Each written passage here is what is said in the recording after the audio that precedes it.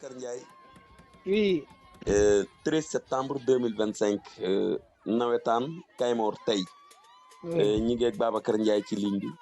Babacar nga nekk président zone 3 bu Kaymoor du noonee la am. Oui, effectivement. luy tolluwaay nawetaan yi tey jële ci aset ji. ma ne luy tolluwaay nawetaan ji tey yi ci samedi bi. waaw tolluwaay nawetaan yi. actuellement ñu ngi nekkoon ci phase de poule yi. di muy CMP bi ñu koy wax championnat national populaire. si lañ nekkoon doon jouer quoi. phase de poule yi poule B bi moom. poule B bi pare woon nañ depuis démb. léegi mu des poule A bi. poule A bi moom dafa amoon ñaari match yoo xamante ni yeggul woon. dafa amoon problème. léegi problème boobu na léegi nag mënuñ ci wax tant que gisuñ ay PV yi te PV yooyu mu ngi ci loxoy secteur P. léegi secteur P la ñuy xaar ba xam yan décision lay jël ci loolu. ci ñaari match yi nga xam ne dañoo yàqu si ñaari match yi nga xamante ni dafa yàqu. ci wàllu xët-xëtu. waaw. gis nañ fi sa zone bi match yoo xam ne day bi mu jeexee poule yi ñoo tolloo. waaw ñaari équipe yoo xam ne ñoo tolloo yi poñ. waaw ñu xoolee lépp ñoo ko tolloo ñooñu nan ngeen def ak ñoom. waaw ñooñu nu ñuy def ak ñoom dafay simple. xam nga nawetaan dafa am ay textes yoo xam ne moom moo leen lënd. voilà léegi nag pour ñooñu nga àtte leen dafay facile léegi da si textes yi ngay dem rek am na article buy wax ci loolu. xool ngeen ko wala xoolagu leen ko. voilà actuellement xoolaguñu ko. léegi nag buñ ci tollee rek foofu la ñuy dem ñu xool rek référé ci foofu rek. jàpp leen ne balaat dana xam ci ñaari équipe yi du ko jar rek.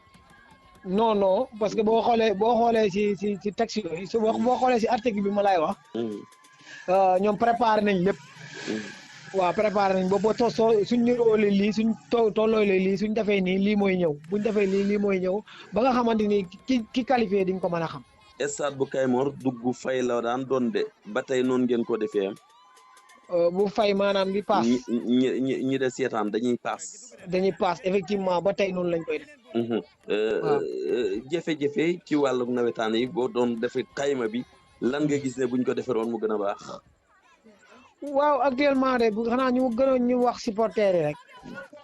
waaw parce que équipe préparé match am. ñëw ba ci terrain bi di jouer. nga gis un supporter arbitre bi sifflé benn affaire. supporter yi duñ comprendre duñ xam lu tax arbitre bi sifflé ko duñ laajte lu xew.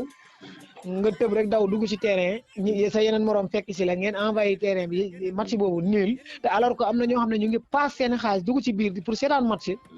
ngeen yàq match bi noonu pour rien du tout. loolu daal loolu moom doon na loo xamante ni war nañ ci waxtaanaan bu baax a baax a waa ñaaxaat supporters yi. parce que yow da ngay jiital sa équipe mu ñëw. buñ boo jëlee carton rouge nga ne lu tax. boo jëlee bii nga ne lu tax. suñ la gañee nga ne lu tax. man dem naa ba nga xam ne benn instant dama toog ma ne man est-ce que ñii kon duñ bàyyi. nawetaan de dafa doy waar moo ni demee. dafa doy waar waaw tey sa programme tey bi nu mu demee ci match yi. waaw tey dañoo match nii mooy daara ji de Kulumboor ak yar bi de Kër Ali. tey dañoo match nii 0 bi partout. ku ci qualifié. non ñoom si poule bi am li kii bi lañ bokk. poule bu jaxasoo bi. waaw poule bu jaxasoo bi. bi am problème. waaw am problème si lañ bokk. d'accord. jàpp nga ci match retard dina am ay footballaat ak yooyu wala. waaw léegi nag loolu dégg nga la il faut ma xool très bien il faut ma xool décision sécurité ba xam. voilà ba xam la moom ban décision la si jël après on va discuter ensemble ci loolu léegi nag après ñu xool nag match retard match à rejouer mooy am wala leneen mooy am. Babacar Ndiaye mais oui. Demby Réew mi mu ngi lay gërëm di la sant. d'accord merci beaucoup. ci xibaar yi nawetaan yi jërëjëf. jërëjëf merci beaucoup. merci beaucoup. ok jërëjëf. Babacar Ndiaye. oui.